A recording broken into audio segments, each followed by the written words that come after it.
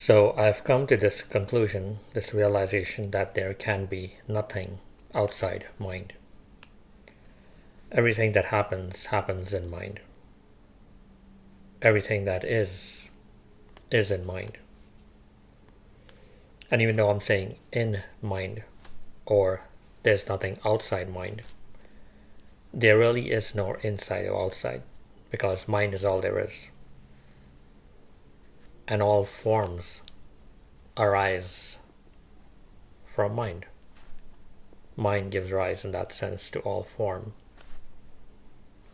Mind is the underlying fabric of reality. It's the underlying field of existence that gives rise, that represents matter, material objects. It is the activity of mind. So there can be nothing outside mind. Now one might ask, what is it that gave rise to this mind? How did this mind come about? When did it begin? But again, I started this episode saying that there is nothing outside mind. So if there's nothing outside mind, then how can something give rise to mind? The reason we ask this question is because we think of our own brains, and we think that it is our brain that gives rise to our mind, our thoughts, our emotions. But this whole video series is about starting with mind, and mind giving rise to physical matter, mind giving rise to what you call brains, right? So by that logic, nothing gave rise to mind. There's no brain somewhere out there beyond the universe that is giving rise to what I call the larger mind.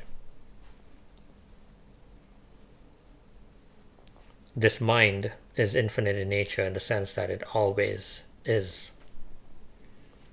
It doesn't have a beginning. It will not have an ending.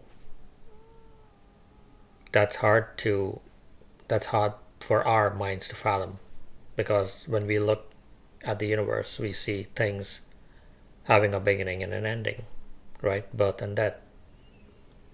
But really, even if we look at the universe, things don't really come about or go away. It's just energy that is being transformed into different forms. It's all energy, right?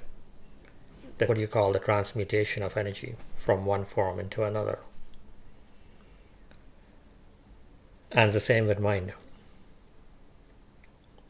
Mind is all there is, which sources my mind, your mind, what we call dissociated minds.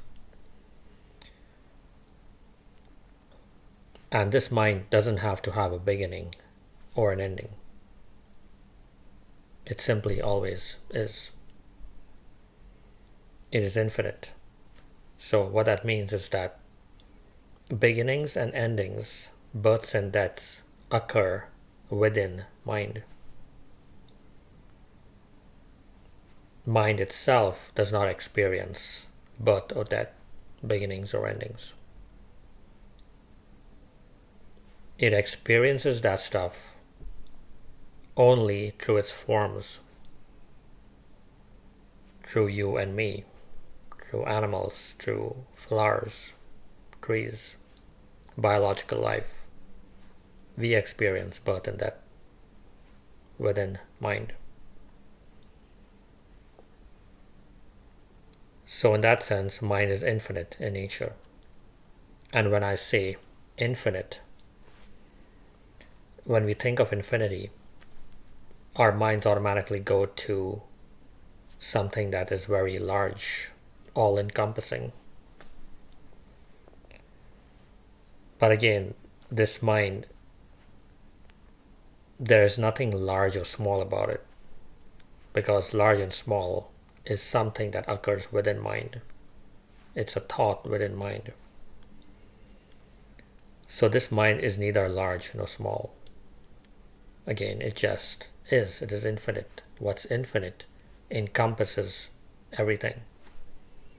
And when I say everything, I mean everything, big and small, births and deaths, beginnings and endings, here and there, light and dark, hot and cold.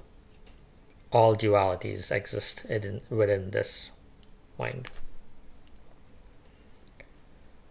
And again, to really understand this, go back to the dream analogy.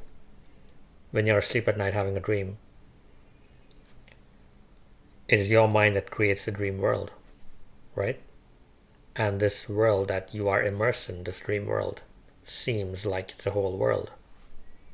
But it's not, it's just your mind asleep in bed creating the dream. So by that logic, this world within the dream is neither large nor small. It's large from within the dream. As you are in this dream, you are immersed in the dream, it seems like it's large and infinite in nature. But in reality, it's just a mind conjuring up, representing the dream world. So, this universe, as you see it unfolding,